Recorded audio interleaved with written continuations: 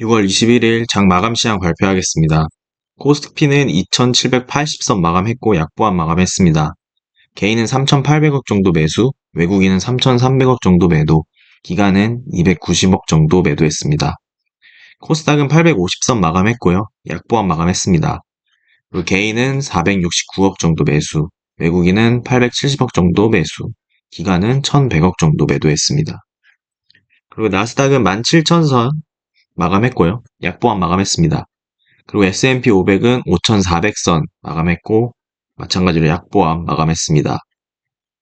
원달러 환율 같은 경우 1,389원까지 올랐고요.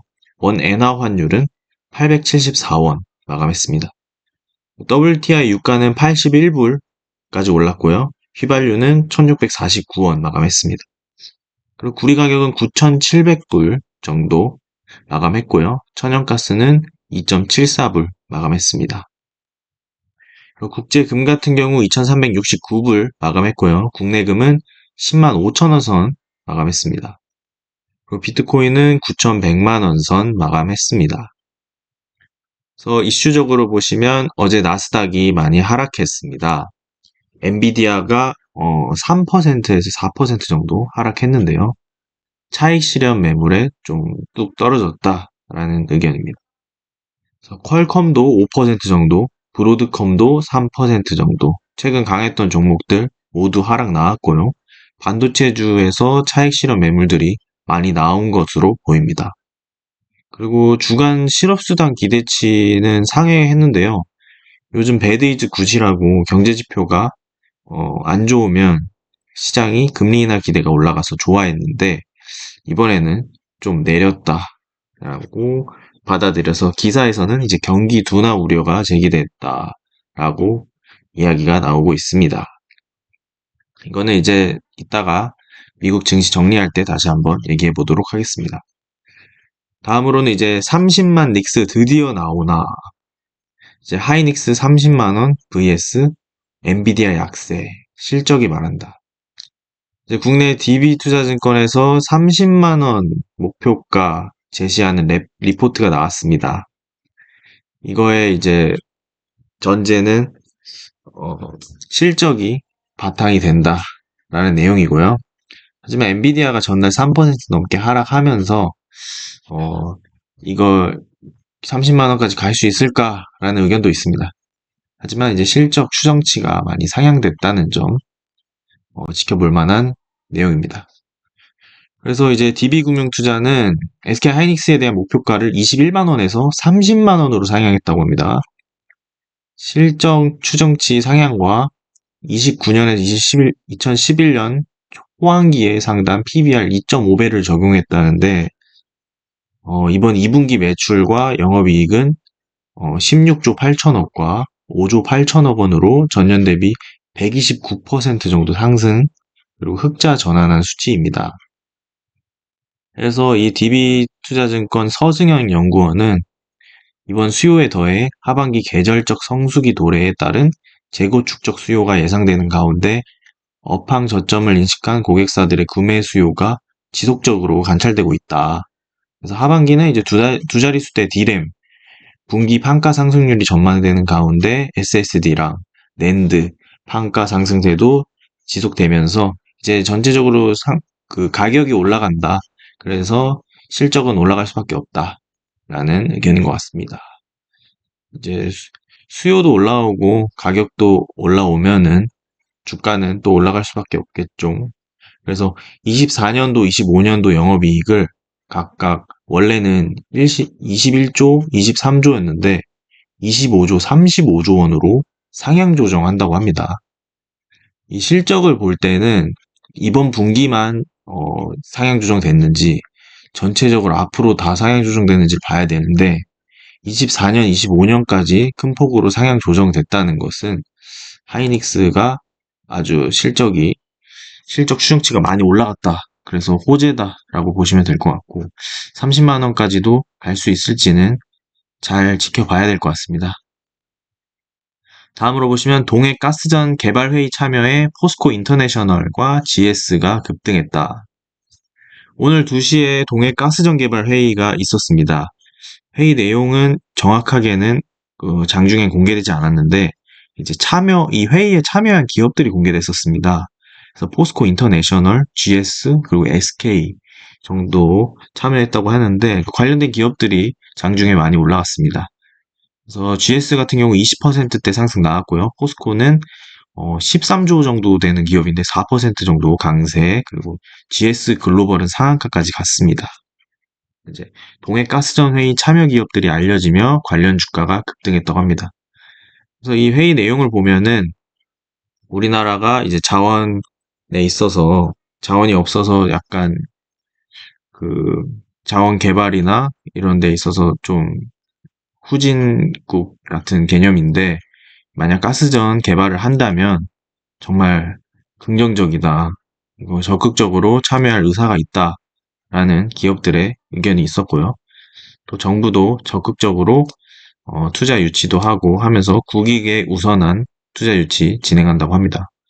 그래서 이제 12월에 시추를 들어갈 예정이고요. 그리고 이제 7월부터 9월 사이에는 외국 이제 투자 유치를 위한 로드쇼에 나선다고 합니다. 이렇게 빠르게 진행되는 게 한국 스타일처럼 빨리 이제 동해가스전도 터졌으면 좋겠습니다. 이제 다음으로는 삼양식품 불닭 신드롬 스낵에도 일본 공략. 삼양식품이 이제 불닭 신드롬이 그 과자까지도 이제 펼쳐 나가려는 것 같습니다. 그래서 제가 일본에서 어, 워킹홀리데이 할 당시에도 불닭볶음면 인기 엄청 났습니다. 일본인들 사이에서. 근데 이제 일본 시장에서 잘 나가니까 과자를 만들었다고 합니다. 이제 거의 엔비디아도 수요가 많이 늘어나고 제품이 잘 나가면 신제품을 만들죠. 이제 삼비디아도 이제 과자, 스낵 신제품을 만들었습니다.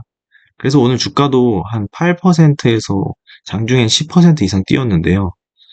계속해서 이런 시도를 낸다는 것은 현재 식품 기업들이 우리나라의 저출산과 어, 인구 문제가 있기 때문에 글로벌 시장으로 강력하게 진출하고자 하는 의지가 있다. 그리고 이번 이 인기를 힘입어서 최대한으로 어, 글로벌 시장에서 입지를 다지려는 노력들을 계속 해 나갈 것이다. 그렇기 때문에 삼양식품이 많이 올랐다고 해도 새로운 밸류를 받을 만한 상황이 계속 일어나고 있다고 보시면 될 것 같습니다. 그래서 불닭 포테이토 칩인데요. 세 가지 맛을 출시했다고 합니다. 매운맛, 치즈 매운맛, 이런 거. 하비네로 라임 맛. 총 3종입니다. 그래서 일본 현지 젊은 층 사이에서 높은 인기를 얻고 있는 불닭볶음면을 이제 맛을 과자로 포테이토 칩으로 만든다. 그래서 돈키호테와 세이유, 이온, 라이프 등 대형 슈퍼마켓을 통해 어, 유통 채널 약 2,000개 점에 입점해서 일본 스낵 시장을 적극 공략하기로 했답니다. 아마 이것도 좀 좋은 반응이 나올 것 같습니다. 제가 일본에 있었을 때 이 불닭볶음면과 한류 관련돼서 젊은이들이 엄청난 열광을 하고 있기 때문에 또 이거를 인증하면서 SNS에 좀 많이 인기가 끌지 않을까. 그래서 삼양식품은 계속해서 신제품도 내면서 성장하고 있다. 그래서 약간 대주주 딸이 팔았다고 해서 크게 하락하고 할 정도는 아닙니다. 실적이 꺾이지 않았기 때문에 이 추세적으로 상승하는 종목은 실적이 꺾이는지 그런 거 잘 봐야 됩니다. 실적 아직 안 꺾였습니다. 그리고 여름 주식시장은 실적으로 말합니다. 실적이 안 나오는 주식들 크게 빠지고요. 실적 잘 나오는 주식만 가는 게 여름 시즌 시장이기 때문에 삼양식품과 실리콘2는 실적을 바탕으로 강력하게 올라가기 때문에 실적만 잘 나온다면 여름 랠리 계속 갈 수 있습니다. 저는 그렇게 생각합니다. 다음으로는 채태원 SK 회장 젠슨왕과 회동 후 2달 만에 미국행 간다. AI 반도체 직접 챙긴다. SK 하이닉스의 최태원 회장이 2달 전에 젠슨왕하고 회동한 후에 또 내일 방미한다고 합니다. 이제 2달 만에 젠슨왕을 또 만나러 가는 건데요. 이 엔비디아 동맹 아주 굳건한 것 같습니다. 이 삼성전자와 뭐 AMD, 인텔 좀 분발해야 될 것 같습니다. 그래서 실리콘밸리 등에 가서 신기술 동향도 확인하고 또 둘이 일정도 맞추고 또 AI 반도체에 관련돼서 뭐 연합을 하려는 것 같습니다. 그래서 SK 하이닉스 뭐 계속해서 30만 원짜리 리포트도 나왔는데 뭐 계속 오를 이유밖에 없는 것 같습니다. 뭐 내릴 이유가 크게 안 보입니다. 최태원 회장의 뭐 이혼 소송 말고는 뭐 큰 리스크는 없어 보입니다. 다음으로 이제 네이버 웹툰 나스닥 상장, 네이버 주가에도 흥풍 불가. 네이버 웹툰이 27일 미국 나스닥에 상장한다고 합니다. 그래서 이제 네이버 웹툰 상장이 네이버 주가에 어떤 영향을 미칠지 관심이 주목되고 있습니다. 그래서 네이버 웹툰 같은 경우 블랙록도 공모주 뭐 참여한다고 하기도 했고요. 그리고 이제 네이버 웹툰은 현재 지금 전 세계 150개국 이상에서 2,400만 명의 창작자와 약 1억 7천만 명의 이제 사용자를 갖고 있다고 합니다.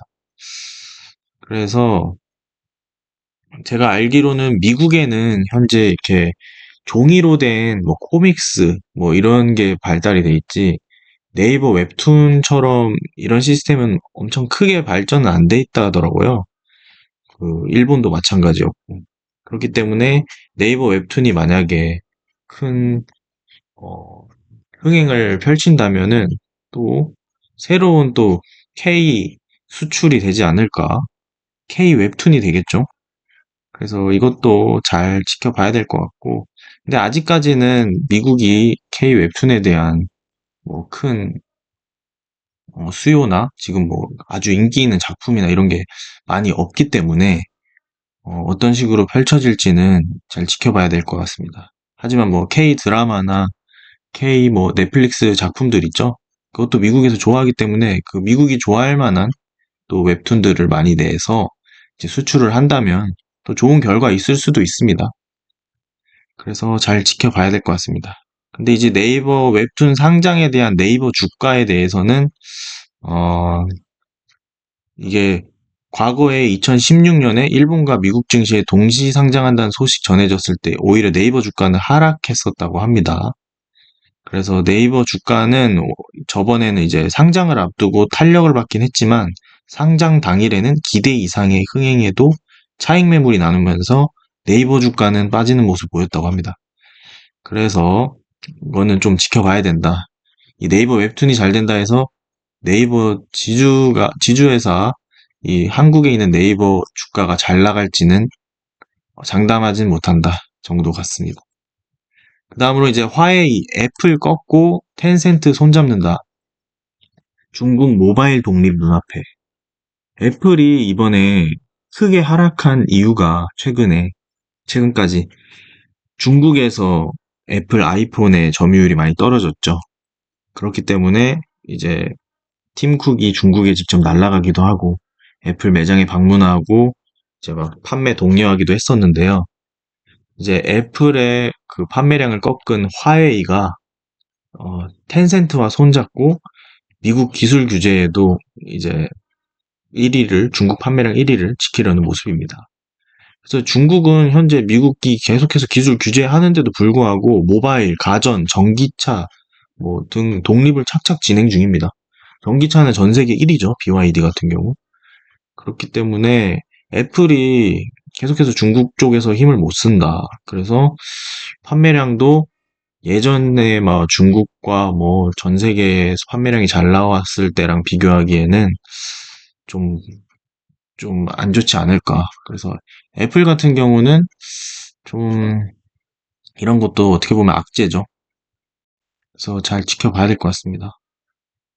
그래서 애플의 원래는 중국 시장에서 점유율이었는데요. 안드로이드가 엄청나게 점유율이 높았습니다. 그리고 아이폰의 점유율도 원래는 화웨이의 하모니보다 엄청 그 차이가 좀 났었는데 23년 3분기부터 해서 최근 분기까지 해서 아이폰을 뛰어넘었습니다. 하모니를 사용하는 사용자가 iOS, 아이폰 운영체제를 사용하는 사용자보다 뛰어넘었습니다. 이런 걸 봤을 때 애플의 사용자는 중국에서 화웨이한테 안 된다 정도로 보시면 될 것 같습니다. 그래서 애플은 계속해서 이 중국에 대한 노이즈들이 나오고 좀 점유율을 차지하지 못하는 모습, 안 좋은 모습 나오고 있습니다. 다음으로 이제 정부, 우크라이나의 무기 지원 재검토에 풍산 등 방산주 강세였습니다. 한국 정부가 어제 러시아랑 북한이 거의 막 혈맹 수준의 서로 공격을 받으면 군사 지원을 하겠다라는 식으로 우리에게는 정말 불리한 어, 동맹을 맺었습니다. 한국 정부가 러시아가 북한에 가기 전에 절대 그런 걸 하지 말라고 했는데 무시하고 진행을 했습니다. 그러자 이제 한국 정부가 우크라이나의 살상무기 지원카드라는 초강경책을 꺼내들면서 방산주들이 좀 강세를 보였고요. 장 초반에는 풍산이 15% 정도 급등했습니다. 풍산은 이제 탄약이나 포탄 같은 거 거의 독보적으로 유럽에 많이 보급하는 회사이기 때문에 또 강력한 수혜 받은 것 같습니다. 그리고 이제 미국에서 K 선박을 만든다고 합니다. 처음으로 진출하는 건데요. 한화가 필라델피아에 있는 조선소를 1,300억에 인수해서 들어갔다고 합니다. 그래서 한국조선사가 이제 처음으로 미국 현지 생산을 시작한다고 하고요. 1,300억 정도 되는 필리 조선소를 인수했다고 합니다. 그래서 이 인수 자금은 하나 시스템과 하나 오션이 나눠서 낸다고 하네요. 그래서 이제 K 선박 조선주들 또 미중 갈등에 대한 수혜주 중에 뭐 대장으로 떠오를 것이다라는 얘기도 있고요. 이와 관련돼서 이제 미국으로 K 선박이 수출을 된다면 또 새로운 수출 강력한 섹터가 나오는 거 아닌가라는 의견도 있습니다. 그리고 국내 조선사의 미 현지 생산은 이번이 처음입니다. 그래서 의미가 매우 있다, 한화가. 라고 보시면 되고, 또 하나 오션에 대한 또 기사가 있었습니다. 초대형 이산화탄소 운반선 라인업을 강화했다고 합니다. 미국 성급에서 4만 세제곱미터, 그리고 7만 세제곱미터, 10만 세제곱미터를 기본 승인을 획득했다고 하고요. 유럽에서는 이미 소형 이산화탄소 운반선을 형성했다고 합니다. 그래서 이산화탄소 운반선 상용화에 속도를 내고 있다는 점. 그래서 한화가 현재 뭐 선박 수출에서 되게 열심히 하고 있고 성과를 내고 있다 정도로 보시면 될 것 같습니다. 그리고 이제 마지막으로 손정의 10년간 인간 능가하는 AI가 나온다. 소프트뱅크 그룹 주총에서 나온 말이죠. 이제 손정의가 전체적으로 AI나 뭐 세상을 바꾸는 기업에 투자를 많이 하는 사람이죠. 그래서 이 사람이 하는 말을 잘 보면 좋은데 10년 뒤에는 인간을 능가하는 AI가 나온다고 합니다. 그래서 어떤 AI냐 봤더니 청소, 세탁, 건설 등 단순 작업은 로봇이 이제 다 알아서 하는 시대가 온다고 합니다. 그래서 10년이면 얼마 안 남았죠. 그리고 10년 이내라 그랬으니까 10년보다 더 빨리 올 수도 있겠네요.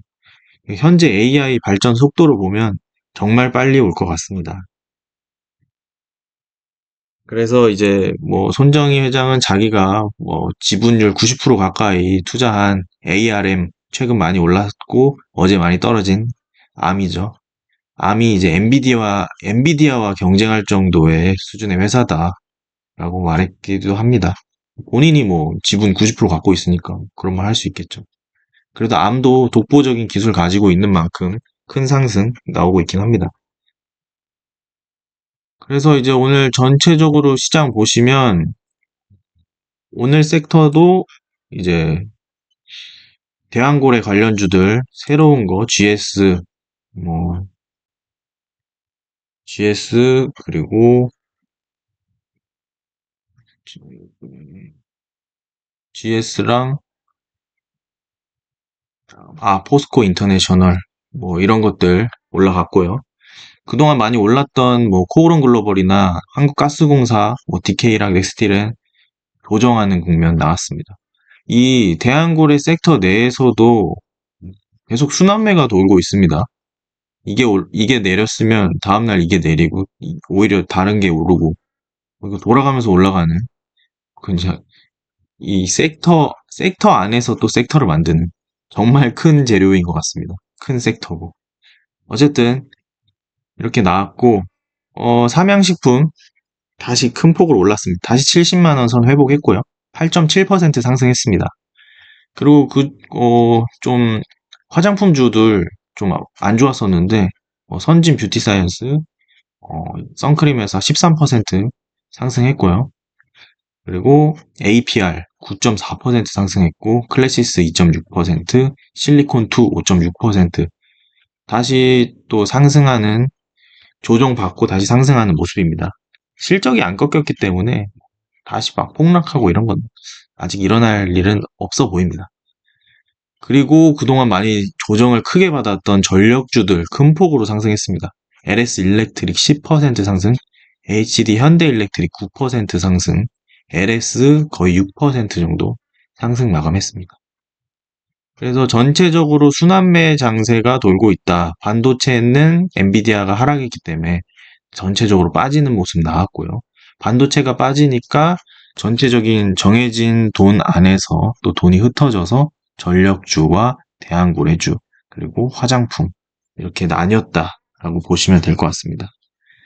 근데 전체적으로 그냥 화장품이냐, 전력이냐, 이제 음식료냐, 그리고 반도체냐, 그렇게 그 정도로만 봐도 계속 순환매 돌고 있기 때문에 분산으로 포트 나눠도 나쁘지 않을 것 같습니다. 그리고 이제 미국 시장 정리하고 마무리하도록 하겠습니다. 어제 뉴욕 증시는 엔비디아의 하락을 필두로 대만여의 날을 앞두고 반도체 업종들이 대부분 하락하며 하락 마감했습니다. 미국의 실업수당 청구 건수가 이제 낮게 나왔고요. 그리고 낮은 주택 착공 건수도 나와서 이제 배드 이즈 굿이죠. 금리 인하에 대한 기대감이 살아나면서 장 초반에는 엔비디아가 4% 정도 상승하며 강한 모습 보였습니다. 하지만 이제 연준의 닐 카시카리 총재의 매파적인 인플레가 2%에 도달하려면 1, 2년은 더 걸릴 것이다 라는 발언을 하자 갑자기 시장이 전체적으로 하락했습니다. 근데 닐 카시카리 총재는 계속해서 같은 스탠스인데 시장이 너무 들쭉날쭉하게 반응하는 것 같습니다. 그래서 아무래도 이번에 경기 둔화 지표가 떴는데도 똑같은 말 하니까 좀 시장이 실망 매물 나온 것으로 보이고 차익 실현도 한 것 같습니다. 하지만 이제 경기 둔화 지표가 나왔으므로 금리 인하에 대한 기대감은 계속 될 것으로 보입니다. 그리고 바이든이 선거를 앞두고 있기 때문에 증시 부양하기 위한 선택을 3분기 안에 할 것으로 예상됩니다. 만약 그렇게 된다면 대선 이후의 시장은 암울하겠지만 대선을 앞둔 시점에는 증시 랠리가 나올 가능성이 높습니다. 그래서 앞으로 AI 랠리가 언제까지 이어질지 잘 체크하면서 시장 팔로업 해보도록 하겠습니다. 이상입니다.